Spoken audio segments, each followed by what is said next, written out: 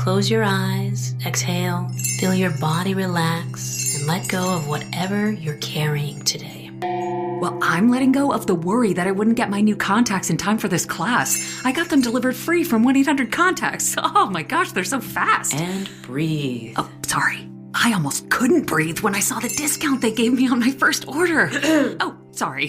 Namaste.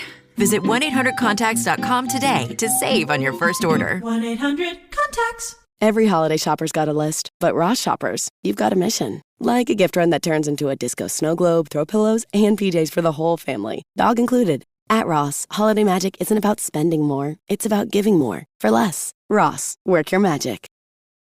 This is Optimal Health Daily. How do important relationship events impact our well-being? By Dr. Bonnie Le with Luvze.com. And I'm Dr. Neil Malik. Hey there, and welcome to another bonus Sunday episode where I share an article from one of our other podcasts in our network that I think will add some value for you here.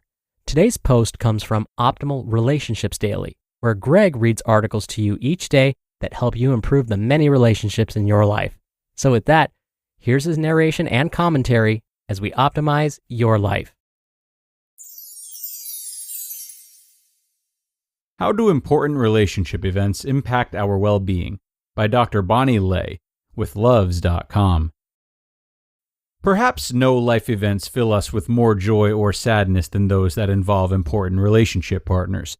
Whether we are committing to lifelong partnerships with someone we love, bringing a new addition to the family, leaving a bad relationship, or losing a loved one, relationship events may have different effects on how satisfied and happy we are with our lives. How do important relationship events impact our well-being over time? In a recent meta-analysis, a research paper that combines results from similar studies, researchers examined this very question. Specifically, they studied how our cognitive and emotional well-being change over time in response to 4 important life events: marriage, divorce, bereavement, and the birth of a child. Cognitive well-being is an evaluation of how satisfied you are with your life, or in a particular domain of your life, whereas emotional well-being refers to positive emotional experience in the absence of negative emotions. The distinction between these two types of well-being is important, given that they may not always match up perfectly, i.e., you could be happy in one domain but not the other. For instance, if you've ever thought that things in your life were going well overall, but still felt unhappy, you've experienced differences in the way you thought about your life as compared to how you felt about it. Thus, how satisfied we are with our lives is not always aligned with how we feel emotionally, and understanding both of these components is essential to fully understanding how relationship events impact our well-being. So, how do our cognitive and emotional well-being change in the short and long term in response to important relationship events? Here's what we know. Marriage.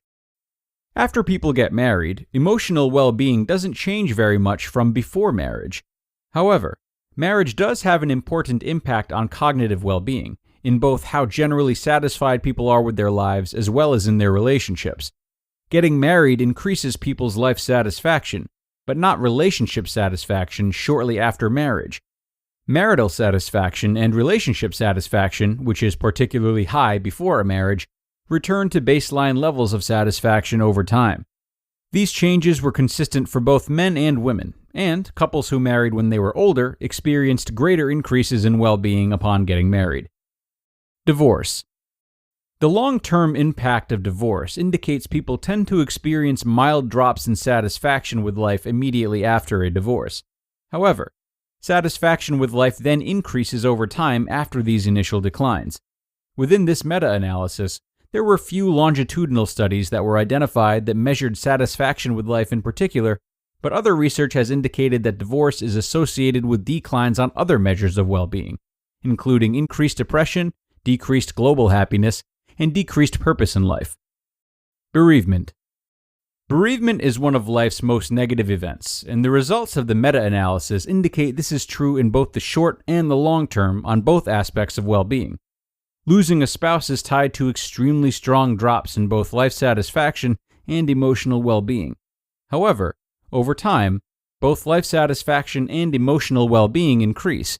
Specifically, increases in well-being do occur after bereavement, but these increases occur more slowly compared to adaptation seen in other relational events. Additionally, drops in well-being tend to be sharper for people who are older when losing a spouse, and men's well-being recovers slower than women's after bereavement. Childbirth. The birth of a child has very divergent effects on people's sense of emotional and cognitive well-being. After giving birth to a child, life satisfaction, but not relationship satisfaction, increases in the short term. However, both life and relationship satisfaction decrease over time, with greater declines seen in relationship satisfaction relative to life satisfaction, likely because the addition of a child detracts from time romantic partners can spend together. In contrast, the birth of a child positively impacts emotional well-being over time after childbirth. These changes in well-being were consistent for both men and women, and tended to be more positive for parents who were relatively older when having a child. What we see across these relational events is that, despite the fact that people experience changes in well-being in the short term, people also tend to adapt over time to these major life events, with changes in cognitive and emotional well-being changing in response to important events, but often returning to original, or close to original levels over time. Additionally, these findings may help us understand what we may do in anticipation of or as a consequence of variation in our well-being surrounding important relationship events.